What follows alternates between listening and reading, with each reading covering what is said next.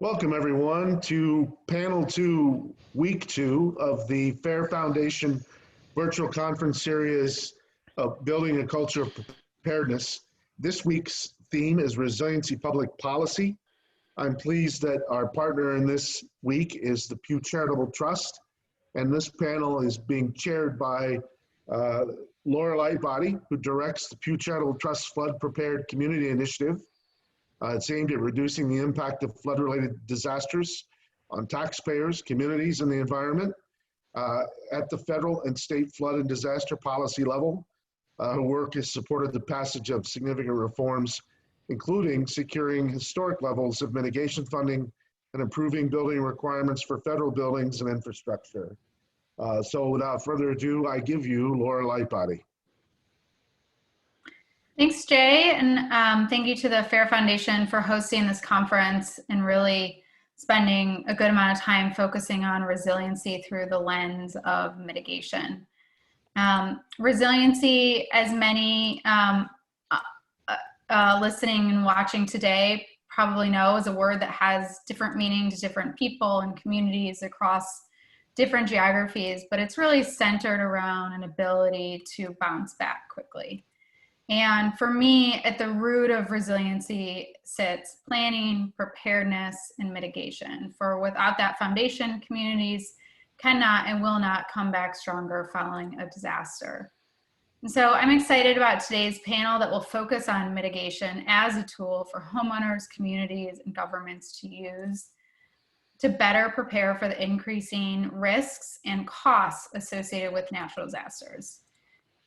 Maybe some numbers that we're all too familiar with, but I do like to just kind of remind everyone, in the last decade alone, we've experienced $130 billion disasters, according to NOAA, from drought and flood, hurricanes and earthquakes, and of course, most recently, we're all too familiar with wildfire. No state is insulated from these events. While some endure the brunt of disasters over the last decade, if you look at states like Texas, Kansas, Oklahoma, Missouri, they're among the top when you look at that 130 number in terms of events. That recovery can be long for communities, the impacts lingering for years, and the costs are often overwhelming. But luckily, the mitigation trend is emerging among practitioners, local and state officials, and the federal government. With a clear financial return on investment, more states are committing their own resources to mitigation programs and projects. Governors are calling for statewide resiliency efforts, and the federal government has recently increased the amount of funding available to states and communities for pre-disaster mitigation. I'm joined by three great panelists for a deeper dive into this topic. I'm going to introduce each one very briefly, and then each panelist is going to provide opening remarks for about 8 to 10 minutes with slides, followed by some discussion among the four of us, and then we'll have time for audience questions. Melissa Roberts is our first speaker. She's the Executive Director of the American Flood Coalition, a national coalition that advocates for solutions to flooding and sea level rise. Secondly, we'll hear from Jessica Whitehead, North Carolina's Chief Resilience Officer that leads the state's Office of Recovery and Resiliency. And lastly, Glenn Pomeroy is the Chief Executive Officer of the California Earthquake Authority, one of the world's largest residential earthquake insurance providers. Melissa, we'll start with you.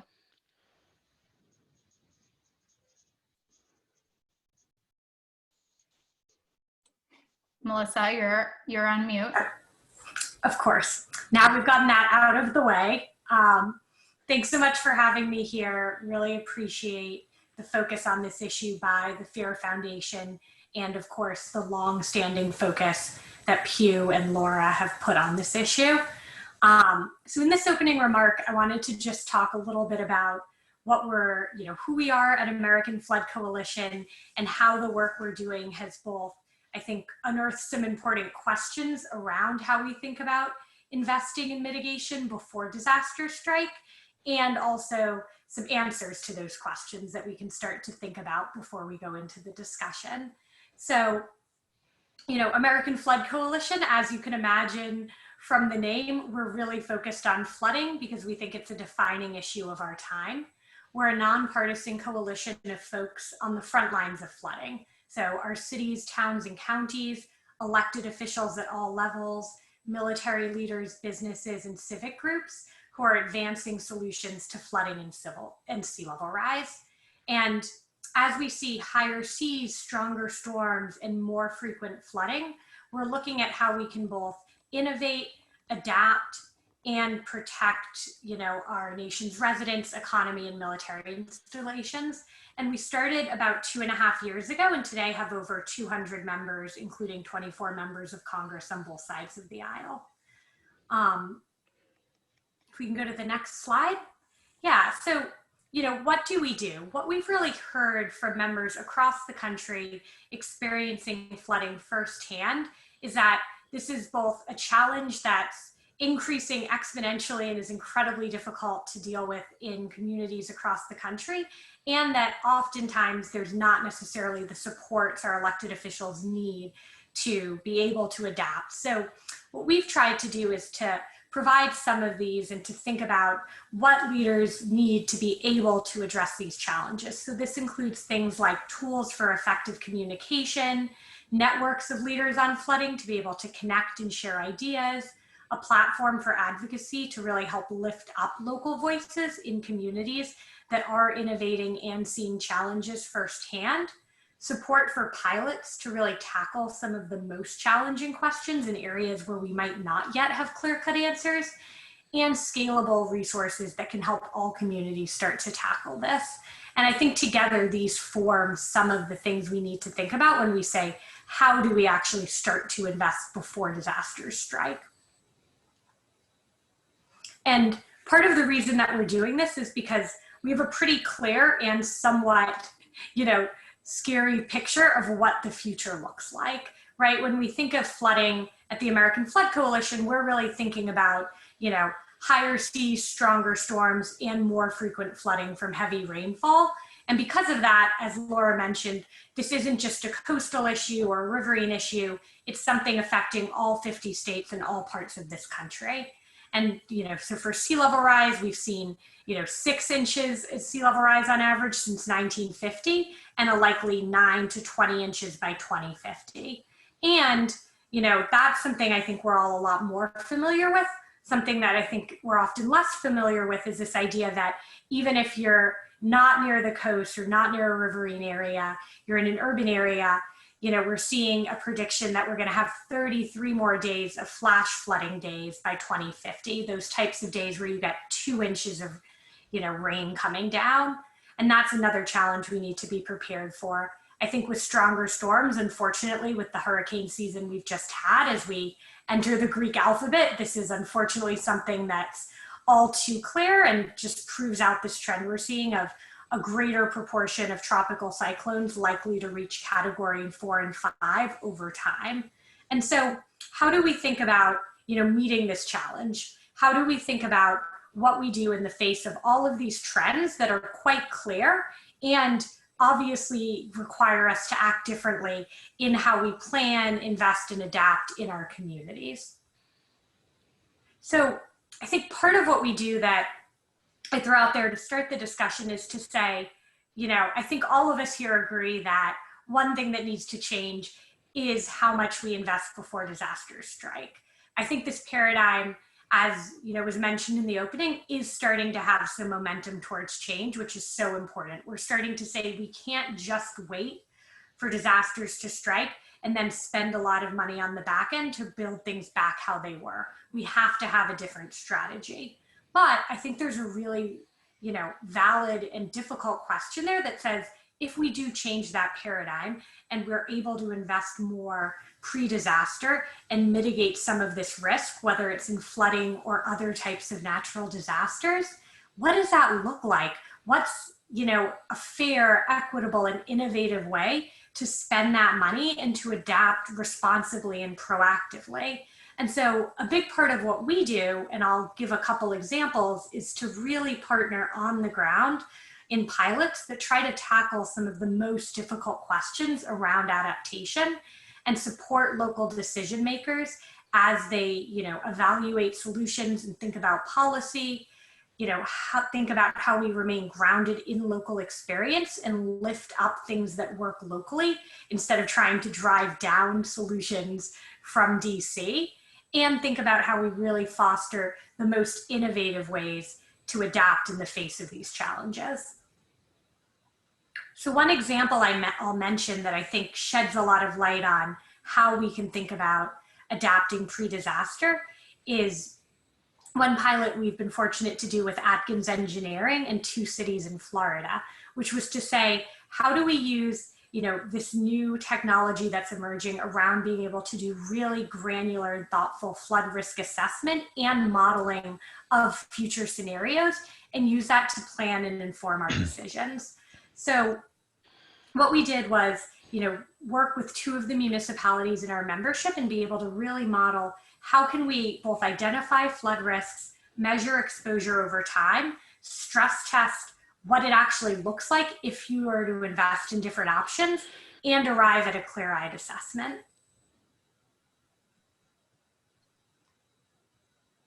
And what we found is that what we're able to start to do now in flooding, and I think more and more in other natural disasters, is to say, we can really put a cost to taking no action. And that, for the longest time, I think has been a big stumbling block in building the will to act before disaster strikes, is to say, it can be hard to, show that beyond kind of our broad statistics.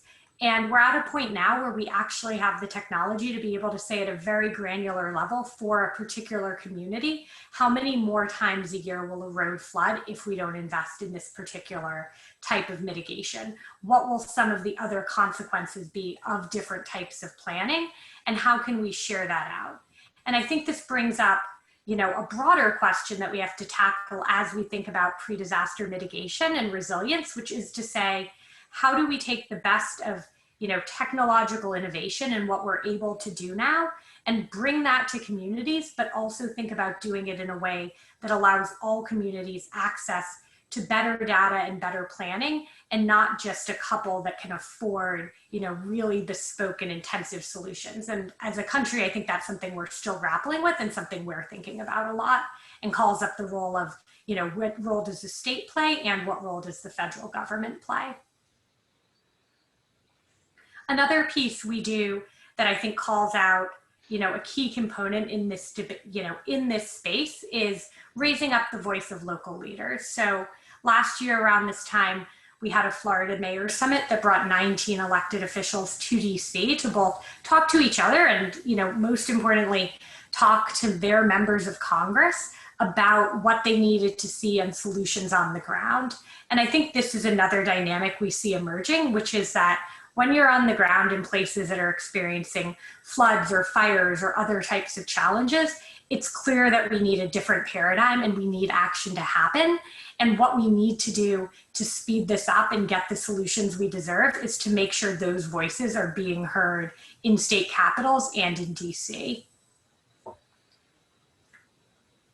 And the last point I'd make that we see in our work that I think, helps to frame this discussion is just that, it's not just about bringing more money up before a disaster strikes, but thinking about spending it differently and in more innovative ways than we have in the past. And we have a lot of opportunities to do that.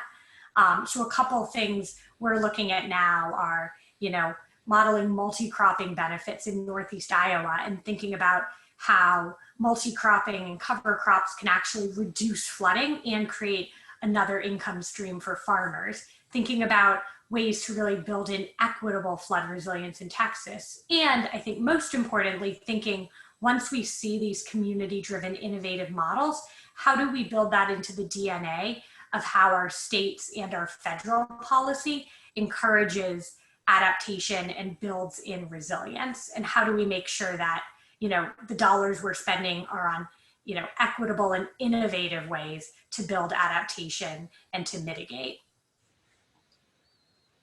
So thanks so much, and looking forward to everyone else's remarks in the discussion. Thanks, Melissa. We're going to turn it over to Jessica Whitehead. afternoon, everyone, and echoing Melissa's thanks to the Fair Foundation and to Pew Charitable Trust for the invitation to speak on this panel today. I'm going to talk about the state perspective and a little bit of a clarification. I am not the director of NCORE. I do run our state resilience programs, but our executive director is also the director of emergency management, Mike Sprayberry. And I also work very, very closely with our COO, Laura Hogshead. In terms of our function here, and you can go ahead to the next slide, I probably should have put in how did North Carolina get here kind of question. A lot of you are probably aware that North Carolina experienced two statewide devastating floods in 2016 and 2018, Hurricanes Matthew and Hurricane Florence. And this is the first time that, North Carolina is no stranger to hurricanes. The scale of these two storms was something that North Carolina had not experienced since 2003 and Isabel. And so in late 2018, NCORE was founded to become a central manager of the HUD funds that North Carolina was receiving for the first time since 2003. And about 3 or 4 months into it, Laura Hogshead and Mike Sprayberry really were looking into our disaster recovery and realizing that we can't just build everything back in the same place. The climate is changing. We recognize this. How do we do it better? And so Director Sprayberry went to the governor and said, can I have a chief resilience officer? And Governor Roy Cooper said, I'll give you 3. And so I'm the chief resilience officer and I have 2 deputies. And where we really come in are situated within disaster recovery in North Carolina because it's the funds that we have at our disposal. But we're really using that as a leverage to begin thinking forward to a future under climate change in North Carolina. And so I wanted to provide you with the vision of resilience that we have in North Carolina, fairly heavily cribbed from the definition the state of Colorado uses. But I did want to make it clear that we do not necessarily view resilience as a synonym for hazard mitigation in this particular context, but we do see hazard mitigation as a valuable tool in our resilience toolbox. We see resilience very broadly in North Carolina as a way to really address a triple bottom line of how our communities, our economies, and our ecosystems are able to not just recover, but thrive under future conditions, which are inclusive of future floods, future climate change. North Carolina is, floods are not the only thing that we experience. We get wildfires, we get droughts, we get severe storm events, we get earthquakes. And so really considering resilience broadly in this context, even if our current funding situation is very, very deeply rooted in recent floods. You go to the next slide. One of the things that my office is beginning to do is really take this strategic look at resilience. And the reason that we're doing this is because North Carolina has historically worked in a mode where we identify a project, we execute and we deliver. We identify a project, we execute and we deliver. And that works very well until you have a disaster on the scale of Matthew, on the scale of Florence, and you really begin to realize that to do things differently in the future, it's not a project by project approach. It's a real step back and look at strategy. So looking at all of the different kind of state, local level, regional level, some of them are resilience plans, some of them are plans that have opportunities for resilience to be mainstreamed into them, yet do not already. So our comprehensive economic development strategy plans done by our councils of government, the Coastal Management Act plans that we have in North Carolina, and then also state level efforts, Executive Order 80 to produce a statewide climate risk assessment and resilience plan. All of these things need some kind of framework for us to be able to create pathways toward implementation and make sure that we're prioritizing the funds that we do have at our disposal at the things that will do the most amount of good for the most number of people, and also balancing that for the most vulnerable people. North Carolina is a very rural state. We have a lot of low and moderate income populations, and we do want to make incredibly sure that we are serving everyone across the state, not just the people who have enough infrastructure already to be able to have a really great looking cost benefit analysis. The next slide. goes over some of our steps toward resilience. I've already mentioned Governor Cooper's Executive Order 80 on climate change and the Climate Risk Assessment and Resilience Plan. Our resilience team coordinates the State Disaster Recovery Task Force based on the National Disaster Recovery Framework, but unlike other states, which really use this as a solely agency-focused mechanism of coordination modeled after the federal government, we really look broader at all of our partners throughout resilience, whether they're public sector or private sector or nonprofits, to have them looking not just at disaster recovery, but during blue sky conditions, what we can be doing to improve resilience. We provide technical assistance and capacity building efforts, like the Quick Start Guide for local governments that my team has developed, like efforts that we have to establish the North Carolina Resilient Communities Program, which I'll talk about in a moment. And then looking forward to the future of our team, we're really taking a leadership role in continuing to develop the state vulnerability assessment and real cross-cutting strategies to get things on the ground, and continuing to support our partners in our sister agency, North Carolina Emergency Management. North Carolina is an enhanced housing mitigation plan state. We're very proud of that. And so my team will be continuing to work with them very, very closely to make sure that we are integrating resilience throughout and making sure that we are bringing in the best and most up-to-date information that we have about climate change available. The next slide, I'll talk a little bit about the resilience plan, because this came out in June. It was an incredible statewide effort led under the Department of Environmental Quality and the incredible leadership of Deputy Assistant Secretary Sushma Mazmore and DEQ. But it was a real team effort across all of the state agencies. My team was established about 5 months into after this process had kicked off. And so we really partnered in with DEQ, with DOT, our Department of Transportation, and all of our other agencies to contribute to this report on an exceptionally short timeline. It gives a sector assessment across 11 different sectors in the state that we believe are critical vulnerabilities, and provides some critical opportunities for us to improve our resilience to extreme events and to climate change. The next slide.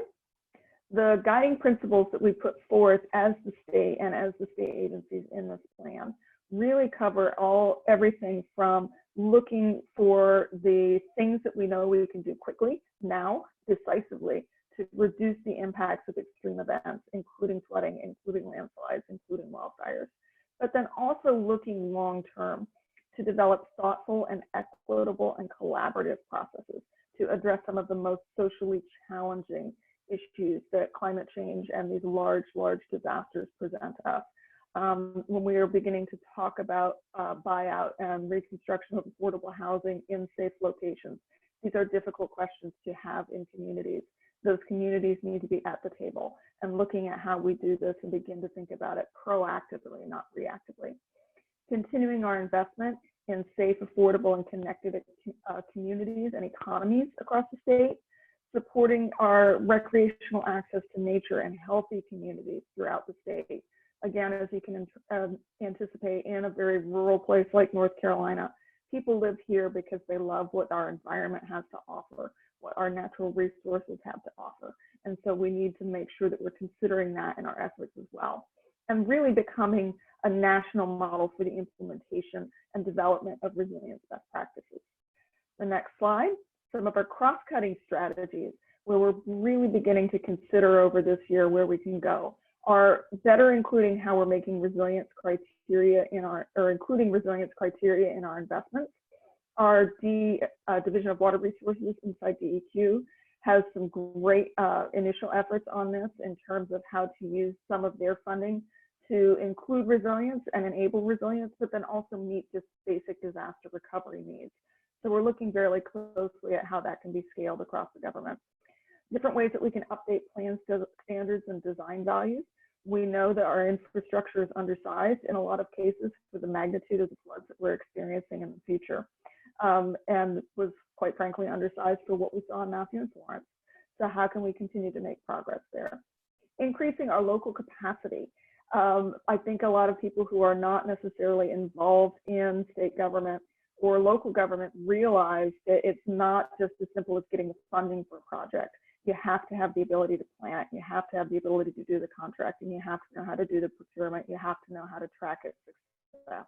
And in small rural local governments, that is a big challenge for communities, that providing funding exclusively for project costs does not necessarily solve. So looking at that capacity building component and identifying additional sustainable funding sources. And then finally, increasing our communication, outreach, and engagement on resilience throughout the state. We've done a lot of that so far. We have a lot of work to go. This is a continual process. It's not a one and done for us. The next slide. Some of our priority initiatives throughout the state on resilience include improving how we're managing and coordinating statewide on resilience, both among the state agencies and in that coordination with our local governments. Quite often it is the state agency that is providing a service to the local government where the impact of the local hazard is experienced. And so making sure that we're coordinating at all levels is critically important. But then also coordinating among our agencies. It's very, very easy to take that deep expertise that we have in transportation, but forget without having specific governance structures in place that sometimes we need to step back and also think about the ways that transportation relates to affordable housing or water infrastructure. And so having an interagency resilience team helps us to do that. And then the last piece that I'm going to discuss is our efforts to establish the North Carolina Resilient Communities Grant Program, which will formally be announced tomorrow, so you won't get a preview. We're taking advantage of a couple of pilot grant opportunities that we have, both at the Division of Coastal Management inside DEQ is received from the National Fish and Wildlife Foundation, and that my department, Department of Public Safety, has received from the EDA from their FY19 disaster funds to launch this program. The next slide, just talking a little bit about the scope of these two different programs. What we've done as we developed these is looked at a number of other states that take these approaches, from Massachusetts to Iowa to Louisiana to Rhode Island to Florida, and realizing that there are a couple of different ways that we can work. There are some local governments who are really ready to take some resilience technical assistance, do some risk assessments, and go ahead and run that on into projects and looking at coastal green infrastructure. So serving that through the NIFLS program and led by Division of Coastal Management in partnership with us, with North Carolina Sea Grant and the Nature Conservancy, we'll be able to fund 20 local governments with a focus on using risk assessment toward developing, beginning to scope, and eventually, in at least one case, construct some kind of green-gray infrastructure project to protect places that also shows how we showcase nature-based solutions. And then the last slide, recognizing that our rural communities are often extremely challenged in these kinds of projects. We want to do some capacity building and some regional partnerships in the way that Iowa has, in the way that Louisiana has, to try to develop a statewide resiliency framework and then move forward to do some leadership training. And then once we train up those resilience champions in their communities, set them up and provide some technical capacity funds through risk assessment, through project prioritization assistance to help them identify projects that have regional value, that they can work together to get implemented, and really, really help our rural communities along in a way that some of our existing programs have not to date in North Carolina. So with that, I'll say thank you and turn it over to Glenn. Great. Well, thank you. Good afternoon, everyone. Glenn Pomeroy, CEO of the California Earthquake Authority. It's really a pleasure to be here with you and on this great panel. It's always good to see Jay Neal. I run the Earthquake Authority out here in California, but I want you to know that I've been hearing a lot of flood on this call today, and I really cut my teeth in this back in the 90s when I was insurance commissioner in my home state of North Dakota. When we had a terrible flood in '97, the town of 50,000, Grand Forks, was entirely flooded, entirely evacuated, and we had to rebuild it. And it was when I learned how terribly important mitigation is before disaster strikes, and then how important it is to have financial protection to allow that life to be rebuilt. And it's on that aspect that I've been doing most of my work in the years since. So. The California Earthquake Authority, just quick background, we were formed in the mid-90s, Earthquake Authority was, after a big earthquake here chased most of the private sector out of the state. They didn't want to be on the hook for earthquake. Like California is home to 2/3 of the nation's earthquake risk, and the companies got their clocks cleaned in '96 with the Northridge earthquake, and they didn't want to be in that position again. So the state formed this nonprofit insurance company. Basically, we're not a state agency, but we're created by the state, and we're set up to be a non-for-profit insurance company, somewhat along the lines of Florida Citizens, although we're somewhat different too, but you can think of us like that. A not-for-profit company that now has over 1 million policyholders. We have a public board of elected officials, but we receive no state funding. It's all privately financed, and we operate on a not-for-profit, but actuarially sound basis. We have a couple programs that we administer. One is a mitigation program, and I would talk more about that in a second. It's called the Earthquake Brace and Bolt Program, and I will come back to that in just a moment. We've retrofitted now about 12,000 homes since we started this a few years ago, and we're really just getting started. We're excited about this program. We recently got a new responsibility. Last summer, the legislature passed legislation to create a wildfire fund to provide really insurance protection for investor-owned utilities who have strict liability in the state for fires that their equipment causes. And the state determined to create a $21 billion fund to provide some financial protection for these utility companies, and they've asked us to take that on and administer that as well. So anyway, that's a quick introduction to the California Earthquake Authority. But on the next slide, I really want to start talking about our mitigation activities, and it's about earthquakes, but I hope to show you in a second how I believe it relates to the work that you're all doing, because I think there's something we can do together to promote our common interest, to get more activity around mitigation in place, regardless of the natural disaster. Earthquakes are weird, you know, they can strike at any time, and they don't happen very often, but when they do, they can be devastating, and they affect different houses in different kinds of ways. This slide just shows different sorts of vulnerabilities, from a home in the upper left that's set on top of a cripple wall. That's just basically a crawl space between the main floor and the slab. I don't know if where you're from you have that kind of construction, but California is pretty common, and utility pipes and so forth run underneath in that crawl space, and somebody can actually go into that crawl space and crawl around. You wouldn't want to host a dinner party there, but you can get in there and a contractor can get in there to do things, and that's really where our earthquake program focuses. Different kinds of vulnerability. Living space over a garage, a big old home sits on these thin walls, and that's terribly vulnerable. Or homes on a hillside, and chimneys are pretty active vulnerability for earthquakes. But we're going to focus on cripple walls. And the next slide shows, actually there was an earthquake in Napa not too long ago, and our chief mitigation officer joined me, and we drove around the morning after the earthquake and took pictures. And this home, for example, sat on top of one of those cripple walls. You see the picture on the right-hand side? That heavy home just sat on top of those vertical studs. And when the ground moved back and forth, those studs wobbled, and the home just slid off its foundation like it had the rug pulled out from under it.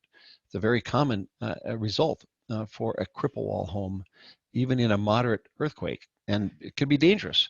You see on the left another home that slid off the foundation, and you can start to mess around with utilities that are coming into the home, creating a fire hazard and everything else. So it's a problem. However, on the next slide, we begin to talk about a solution that we've developed for that particular problem, and it's pretty easy to do. This is that home, it's illustrated, sits on top of that crawl space. There's actually an opening where a contractor does have the ability to crawl into that space and begin to retrofit it by just applying some simple techniques. Basically take those studs and you tie it into the foundation more securely through braces and bolts, and you wrap it in plywood, and that home is far more secure. The next slide, please, shows just actual photos. Most crawl spaces aren't quite this tidy. Usually some spider webs and other things down there, but here's a before and after look of a home that's not retrofitted. On the left, see those vertical studs, and then braces on the right-hand side. Braces have been applied, been bolted in the foundation, wrapped in plywood, and has dramatically reduced the vulnerability of that home. Next slide. And so California Earthquake Authority runs this program. A portion of the money that we make on our investments up to 5% of that amount gets deposited into a separate fund to promote mitigation throughout the state. It's part of what makes us a state entity. We take a portion of our investment return and actively fund a mitigation program. We started this in 2014, and we have now retrofitted about 12,000 homes. And the way we do that is every year we hold a lottery, basically, and we award grants of up to $3,000 to people who apply and are eligible and are selected in a random selection. Then we help them through the process of getting a contractor and getting that retrofit completed. And once it's done to code, we then reimburse that person up to $3,000 of the cost they have incurred in doing that retrofit job. And for the most cases, especially in Southern California, $3,000 takes care of it. A little more expensive in Northern California. You don't have to be a CE policyholder to be eligible for a grant. Although if you are, you're going to get a 25% discount on your insurance policy once you get it properly retrofitted. So, Earthquake Brace and Bolt program. But here's the catch. Next slide's fine, please. Here's the catch. We got all this trouble. Homeowner goes to all that trouble. They get retrofitted. They get $3,000 from us. They have to report that on their federal income tax as income to them, and pay taxes on that $3,000 next time they file their income taxes. Well, it's crazy. The federal government doesn't need to be in a position of disincentivizing people from retrofitting their home, because when that home's retrofitted, it's going to be far less likely to be in need of federal assistance after an event. So we began to develop a legislation to eliminate that federal tax liability. If the grant was funded through a FEMA grant, not taxable. If it's funded through a state-funded grant like ours, federal government wants to tax it. And we want to end that. And so we've got legislation to do that. But in working on this, we discovered other programs. Alabama, Strengthen Home Alabama program, the Strengthen Your Roof program in North Carolina, Melissa. South Carolina has a program also. State-funded programs that are providing grants to homeowners to retrofit their home, in these cases, tie the roofs down to be more hardened against hurricane. And so we've joined forces with these other states. Final slide, please.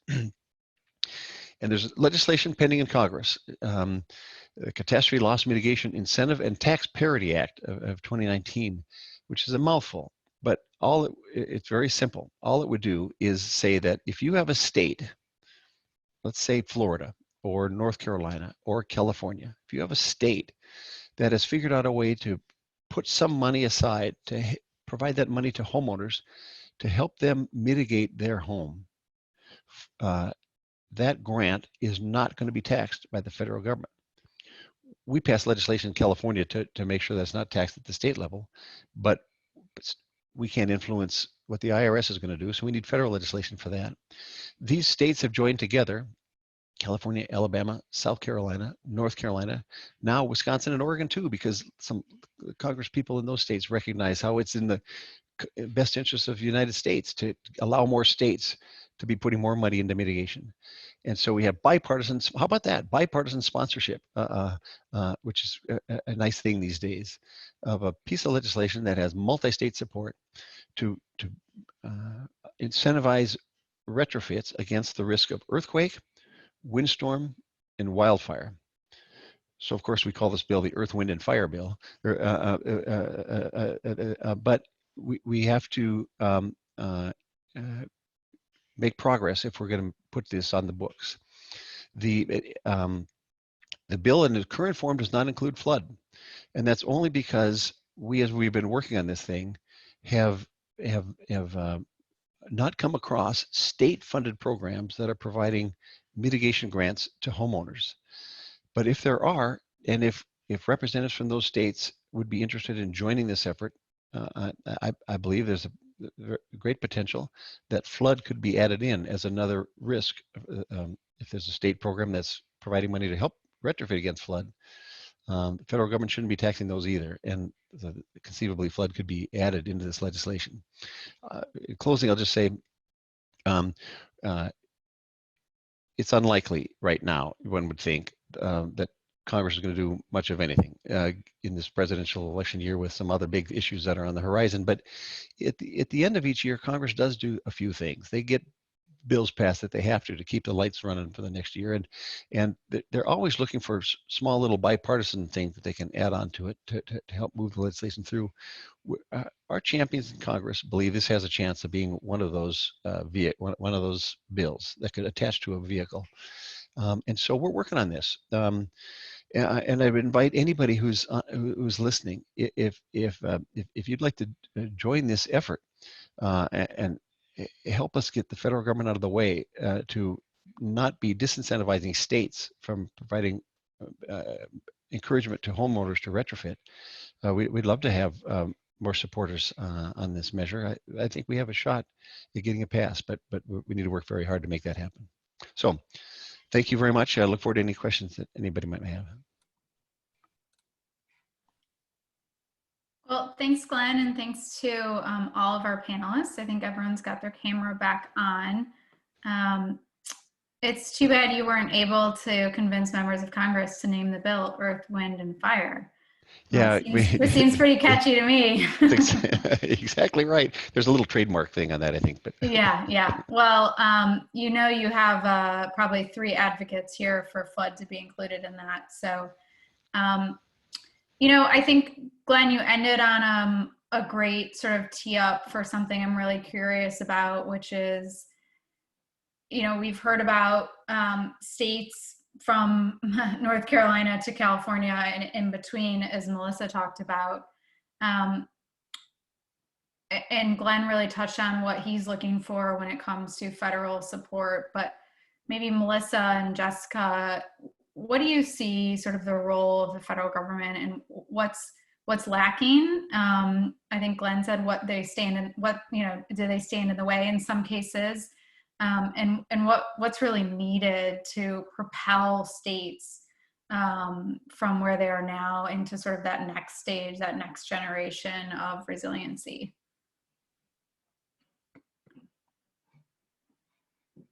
Jessica, you look like you're leaning in. Yeah, I can think of 2 pieces here.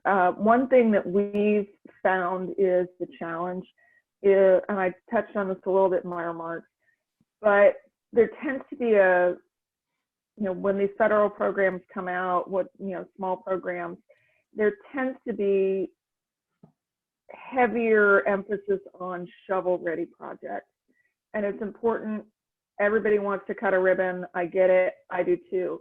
But if you are in a rural area, you're in a low capacity community, you have historically had a lot less access to funding that can be used for planning, that can be used for capacity building, that can be used for scoping. And when the emphasis is on shovel-ready projects, you miss the opportunities to step back and do that planning and try to figure out if you're really getting the most bang for your buck in terms of that investment versus something that's ready to go right now. And so that would be one thing where I would continue to say, BRIC gets a good start on this, but there is still a cap and an emphasis in the scoring criteria toward those already ready kind of mitigation projects. And so continuing to recognize that the more that we can open it up to planning and capacity building kind of funds, the more of our states we can bring into mitigation. Yeah, and that's a real problem that we see, particularly with disaster, the nature of how the federal government supports disasters, which usually means a lot of money, but it also usually means very quickly and a lot of money, right? And so for states and communities to be able to figure out how to spend that money very quickly and in a way that is meaningful is really challenging. And to your point, it may not always lead to the most impactful and meaningful projects. And so how do you drive the federal government to really redirect some of those resources, right, to that front end, to that planning, to that technical assistance, to mitigation dollars that aren't attached to disasters is something a lot of folks are really focused on. And I do get the sense that, there's some warming up to that message in the federal government, which is good. And, it's a long haul always, but I think there's a couple signs that things are shifting. Melissa, I know you wanted to jump in there. Yeah, no, I couldn't agree more with what Jessica said on the problem with, we think of it as this kind of pre-development gap where especially bigger cities, wealthier cities who can spend money to, have the feasibility designs, this, site selection, et cetera, are well positioned to jump through all the hoops, know how to navigate it, and put together a compelling application. And so in a lot of ways, the ways in which we funded disaster recovery and adaptation can actually further inequality. And that's not how we're resilient, right? We need to bring everyone along. So I think that's a huge paradigm shift that has to happen. And the other point I'd make in terms of a core responsibility of the federal government is in basic kind of identification and assessment of risk. And to give an example from flood, but I think this is true in other hazards as well, is, for flooding, flood zones come from the federal government. And as much as we can say that those are meant to balance an insurance portfolio, that is the prime way that individual homeowners in the US understand their flood risk.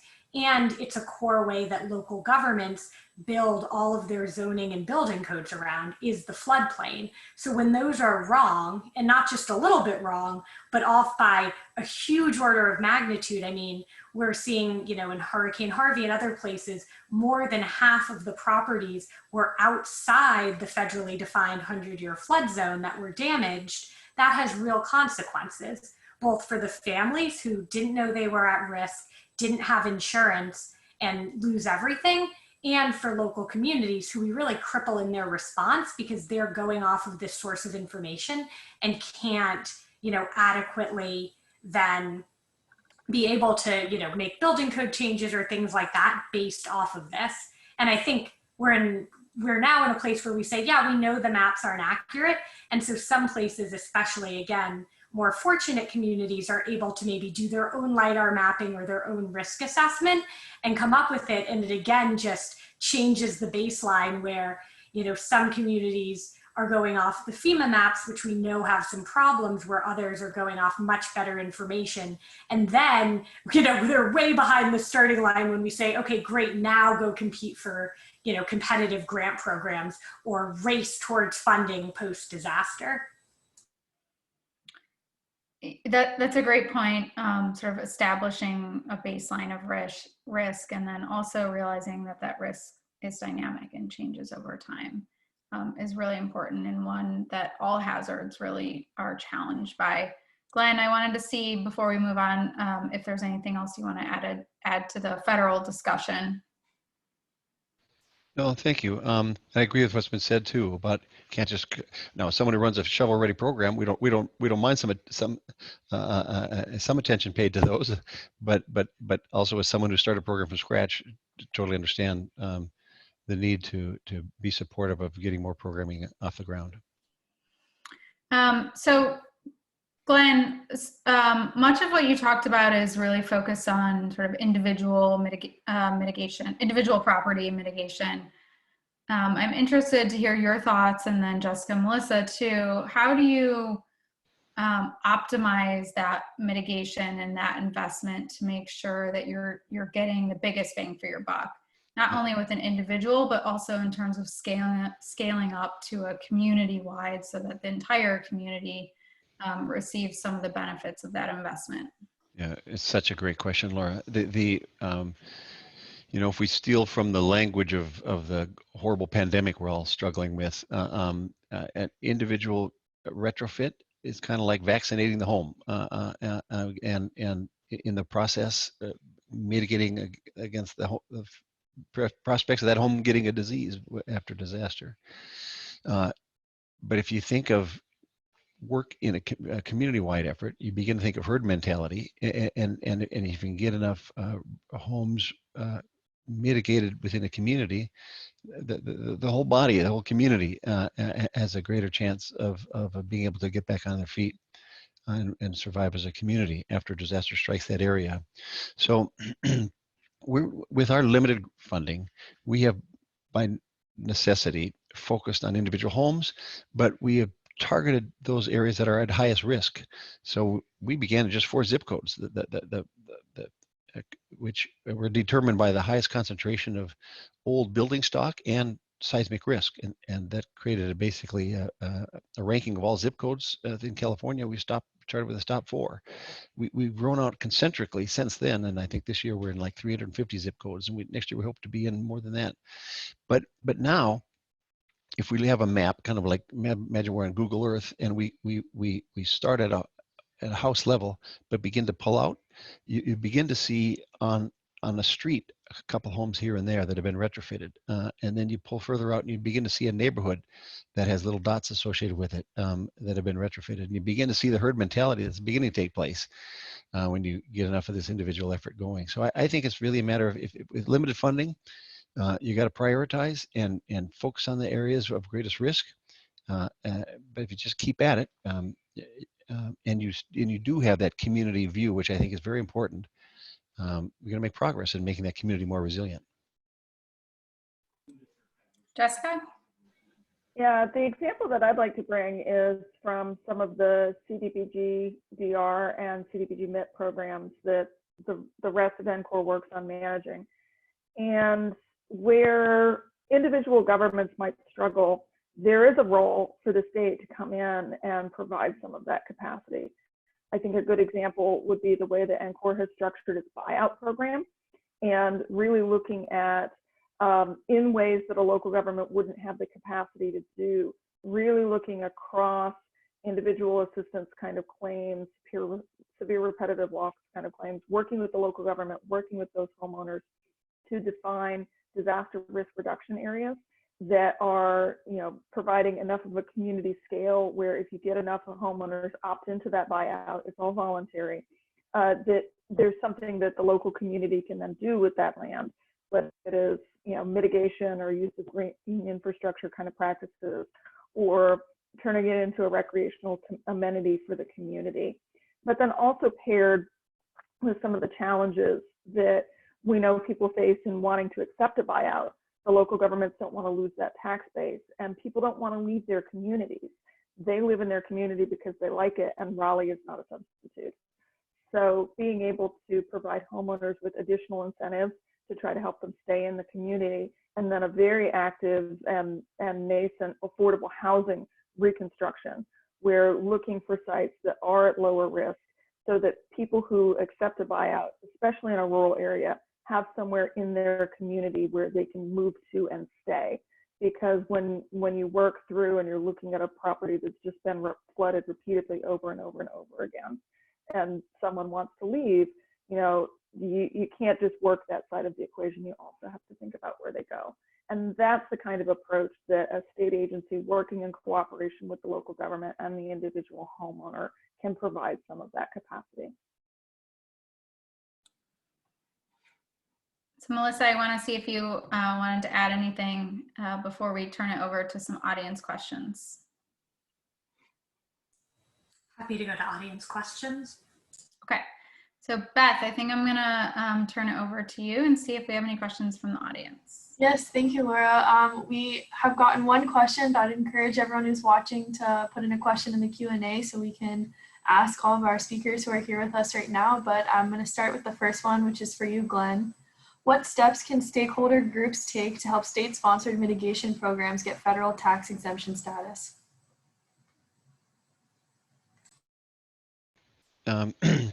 Well, yeah, just by way of example, we were able to add North Carolina, Alabama, and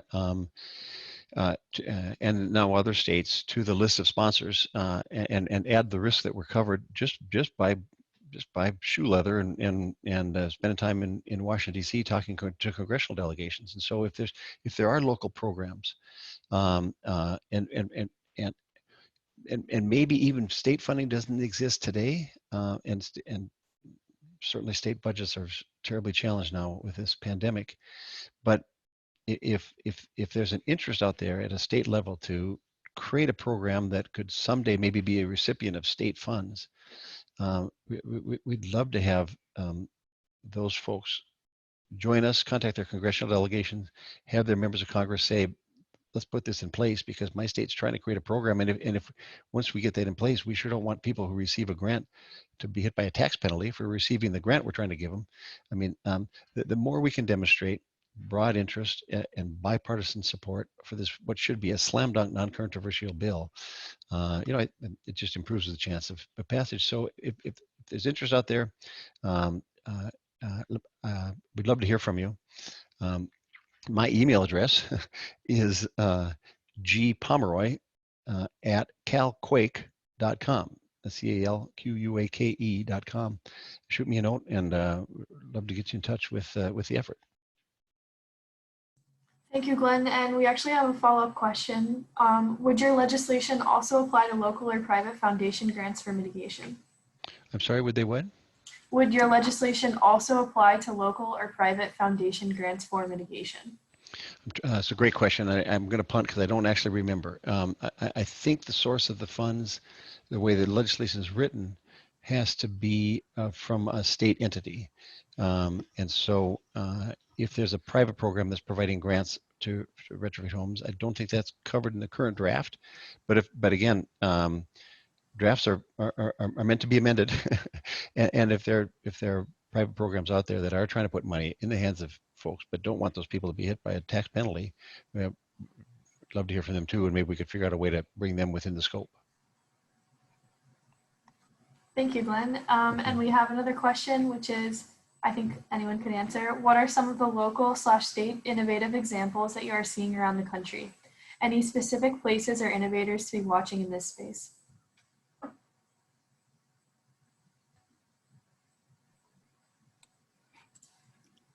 I know Melissa's got some ideas here. Yeah. No, this is a great question because I think we are actually seeing a lot of innovation. And I think the ones, in terms of places, to throw out a couple that I had mentioned, we're really excited about what we're seeing in Northeast Iowa around multi-cropping as a way to reduce flooding. And I would say that's emblematic of the trend that I find most exciting, which is how do you think of not just reducing flooding or buying down hazard risk, but coming up with solutions that are really tailor-made for their communities and provide multiple benefits. So when you think about multi-cropping, you're creating another revenue stream for farmers. You're often actually improving soil health, and some early results show you can reduce flooding 40 to 60%, which makes it an incredibly cost-effective way to reduce flooding. So, and to take an urban example, an equivalent would be thinking about stormwater parks, right? And we have a lot of cities from, New Orleans to multiple places in New Jersey who are leaders here. But thinking about, how do you not just, again, figure out a way to take, capture water, but if you create a stormwater park, you're creating really valuable green space for communities that most days of the year just serves as an amenity and helps actually improve the community. But on the days when you have flash flooding, and the number of these days are increasing, you're actually able to then really reduce flooding. But it's not just that, it's both. And I think that's the type of thing that we're moving towards, and it's most exciting. And another feature of this is, they're tailored for the communities they're in, right? You don't have multi-cropping in, Newark, and you don't have stormwater parks in, rural Iowa.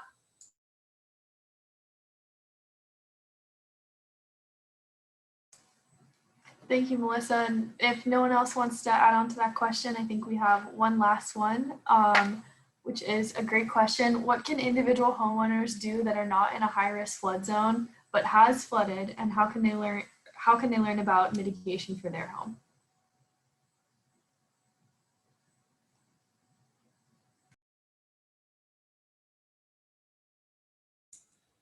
I'm happy to jump in here. Unless, Jessica, do you want to take a stab at this one? Yeah, I was going to say, certainly if you are located in a coastal state, a lot of times your Sea Grant program is a great resource. Most, if not all, Sea Grant programs now have someone who specifically focuses on coastal resilience, which often includes flooding. And so I would also encourage you to look for your local cooperative extension if you're inland, because a lot of extension specialists have taken on this concept of improving local resilience in the home as a part of that extension mission and that public service mission in your universities. You can also look to your state's floodplain management program. So our state has an active risk management program. North Carolina has information that you can find through our FINAN and FRISC systems, flood risk information systems, and continuing to look to those kind of local floodplain administrators. A lot of them would love to talk to you about your options for dry flood proofing or wet flood proofing, or what would it take to elevate a home if it's necessary. And certainly, if you're outside of a high risk zone, by all means take advantage of the fact that that flood insurance policy is much more cost effective than it would be if you purchased a home that was in a flood, a higher risk flood zone, an AE zone or a B zone, if you're along the coast. And make sure that you pay that every month. A flood insurance policy takes 30 days to take effect. So you want to make sure that it is, well in effect before you potentially have a flood. So those are all great resources, and then another great easy thing you can do.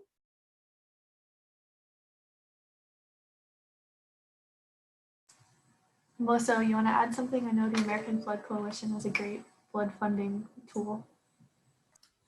Yeah, I think that is a perfect note to end on, though, that even if you're not in a defined high-risk flood zone, look into flood insurance. And the rates can often be really affordable. And we know that being in the 100-year flood zone is not necessarily an accurate measure of risk.